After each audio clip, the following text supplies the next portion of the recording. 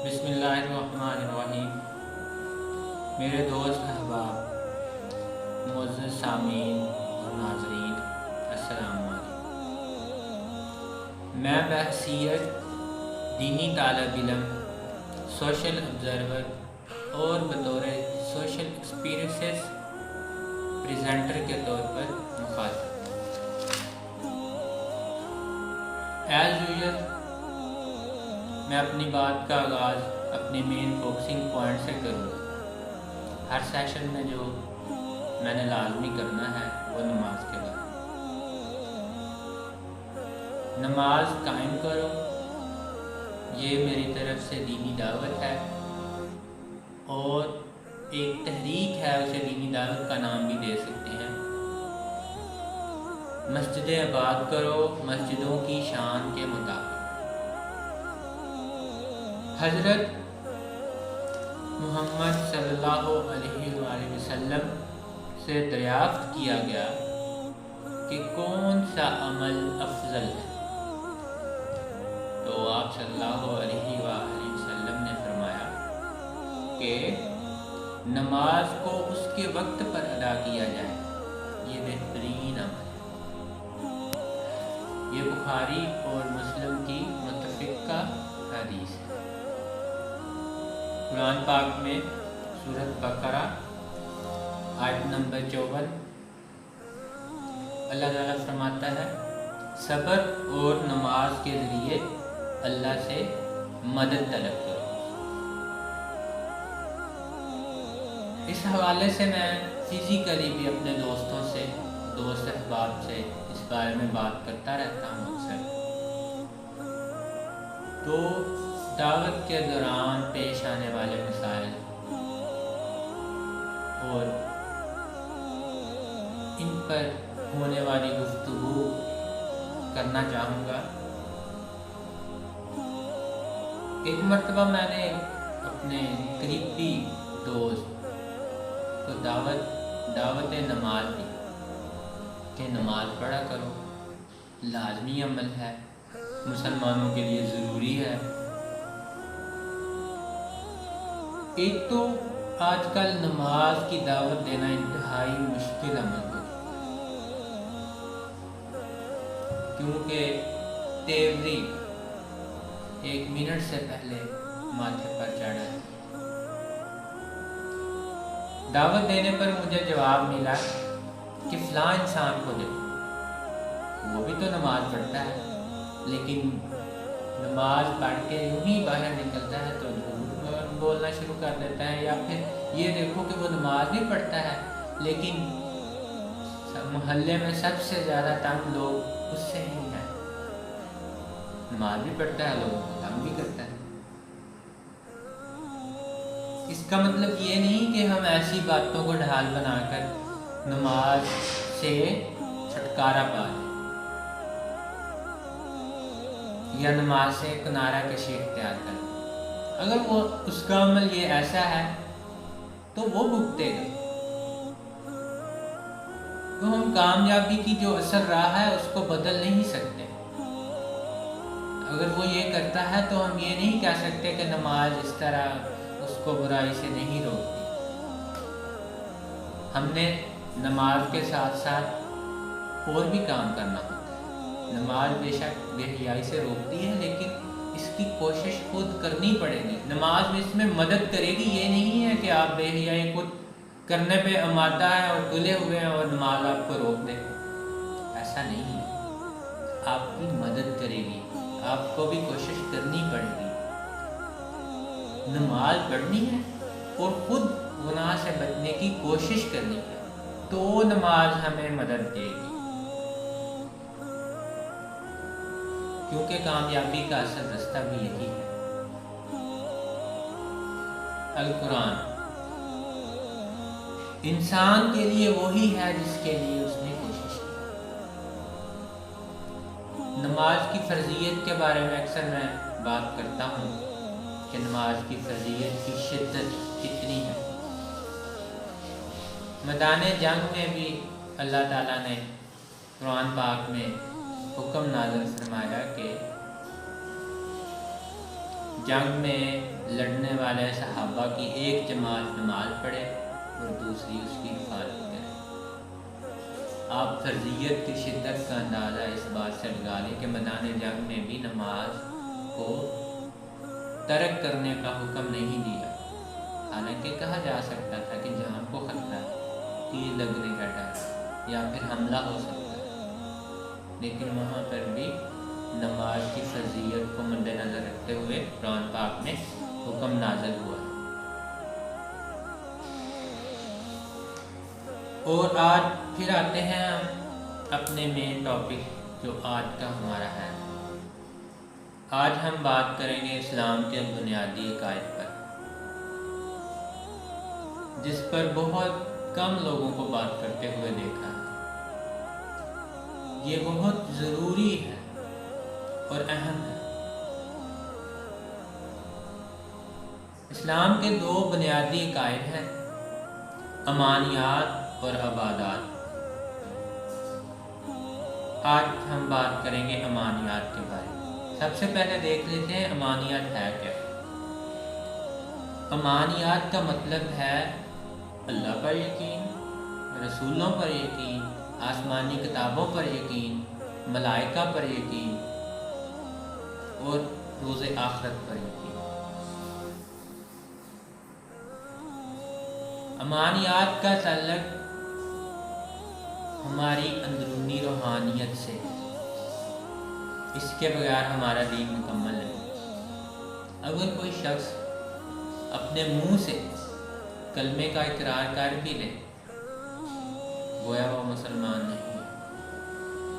اسے اپنے دل سے، سچے دل سے وہ تمام چیزوں کو ایکسیپٹ کرنا پڑے گا، پھر وہ مسلمان ہوگا۔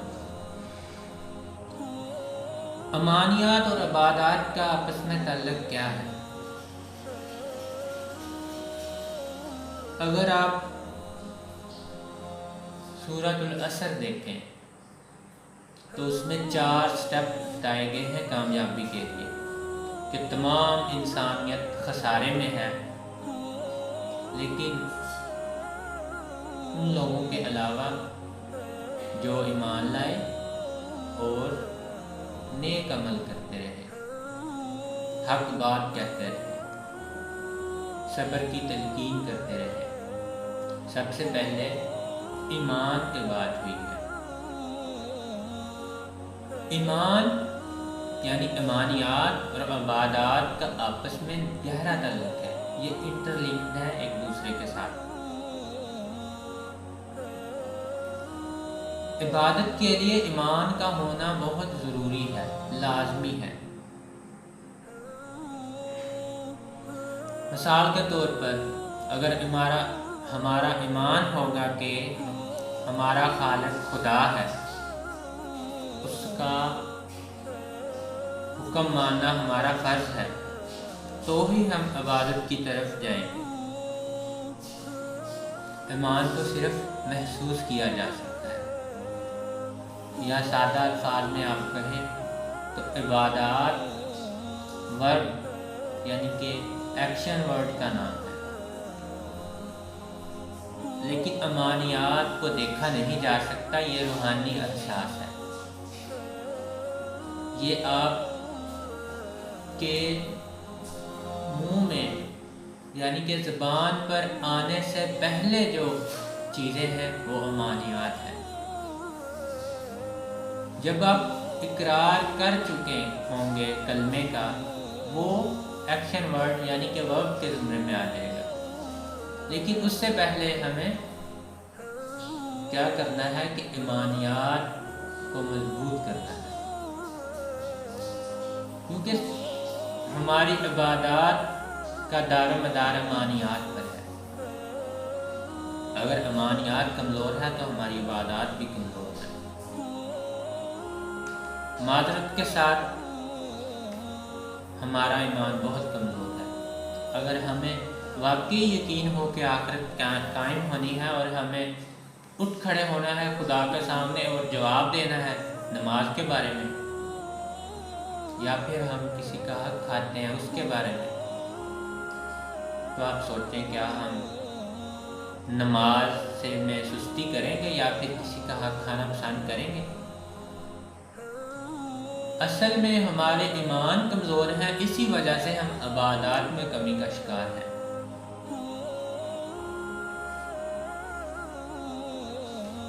ایمان اور ہم، یعنی ایمان کیا ہے اور ہم کہاں کھڑے ہیں؟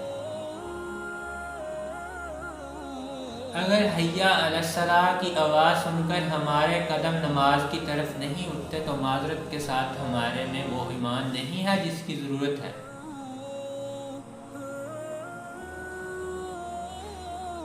پھر ہم اللہ کے نہیں اپنے نفس کے بندے ہیں۔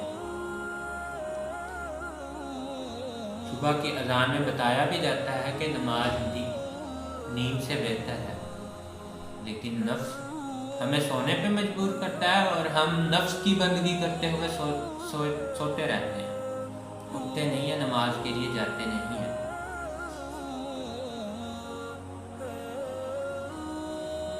اگر واقعی ہمارا ایمان ہو کہ ایک نماز چھوڑنے پر 2,88,00,000 سال جہنم میں جلنا پڑے گا تو کون سا شخص پسند کرے گا کہ میں اتنی دیر جلوں؟ ہم تو 5 سیکنڈ یا 10 سیکنڈ کے لیے ہلکے سے شعلے پر اپنا ہاتھ رکھنا پسند نہیں کریں گے، تکلیف ہے۔ ہمیں یقین نہیں ہے کہ ہم اگر نماز چھوڑیں گے تو ہمارا ایمان نہیں ہے کہ اگر ہم نماز چھوڑیں گے تو ہمیں ان تکلیف سے گزرنا پڑے گا۔ ہمارے پاس ایمان نہیں عقیدہ ہے، یعنی کہ یہ ہمیں وراثت میں ملا ہے، جو کچھ ملا ہے ہمیں وراثت میں ملا ہے۔ ہمارے ماں باپ مسلمان تھے، معاذ اللہ استغفر اللہ، اگر وہ کسی اور مذہب میں ہوتے تو شاید ہم بھی وہی ہوتے، کیونکہ ہم نے غور نہیں کیا۔ دین اسلام میں آنے کے بعد غور کی بھی ضرورت ہے۔ کامل ایمان کیا ہے؟ کامل ایمان یہ ہے کہ اللہ تعالیٰ کے احکامات جو قرآن پاک کی شکل میں ہم پہ نازل ہوئے ہیں، ان تمام کے تمام کو جی جان سے مکمل کرنے کی کوشش کرنا یا اس کو پورا کر جانا، یہ ایمان کے زمرے میں آتا ہے۔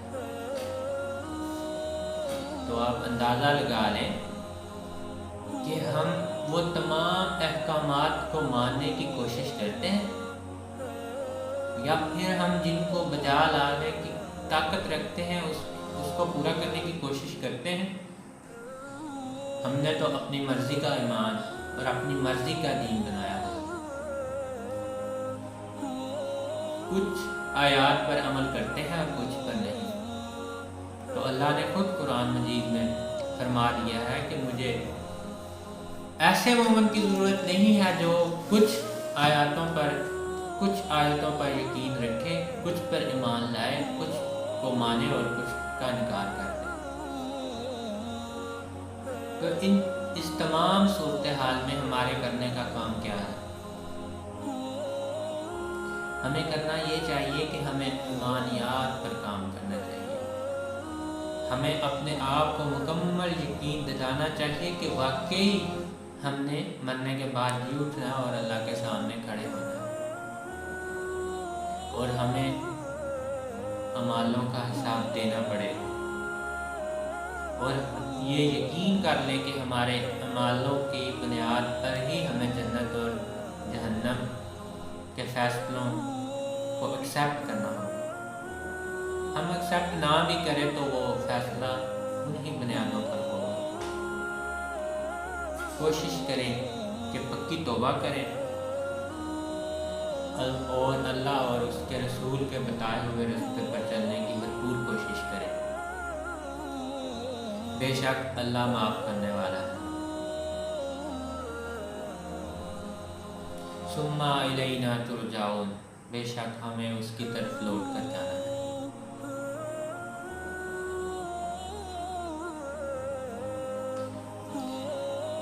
ہمیں اگر واقعتاً عذاب سے بچنا ہے تو ہمیں قرآن پاک پر مکمل طور پر یقین رکھنا ہوگا اور اس کی باتوں پر عمل پیرا ہو کر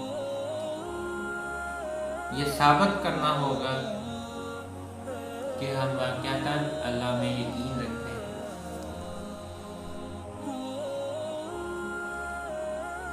اللہ مجھے اور آپ کو توفیق دے کہ ہم ہمارے ایمانیات کو مکمل طور پر مضبوط کر کے خدا اور اس کے رسول کے رستوں پر چلنے کی بھرپور کوشش کریں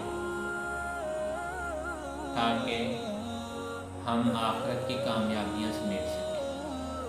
السلام۔